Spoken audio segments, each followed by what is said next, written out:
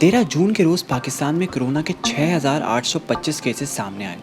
پاکستان میں ایک ہی دن میں سب سے زیادہ کیسز رپورٹ اسی روز ہوئے تھے.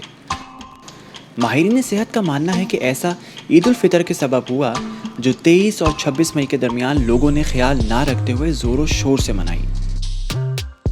البتہ اس ماہ کیسز رپورٹ ہونے میں خاطر خواہ کمی آئی ہے اور 20 جولائی کو ملک بھر میں صرف 1013 کیسز رپورٹ ہوئے.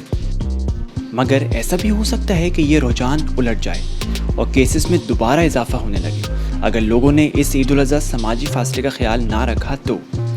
ماہر وبائی امراض ڈاکٹر فیصل محمود ہمیں بتا رہے ہیں کہ یہ کیسے ہو سکتا ہے. So we know a couple of things about this virus. The first that we know is that it is infectious, but it is not really infectious.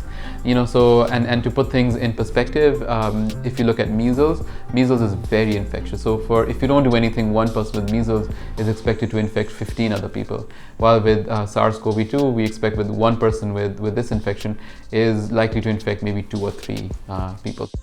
What does make it worse is when we don't take the precautions and you may be left in a situation which is like a super spreader event where you can imagine a lot of people in a small area with not great ventilation where the virus can probably travel a little bit longer or further and concentration can go up in the air.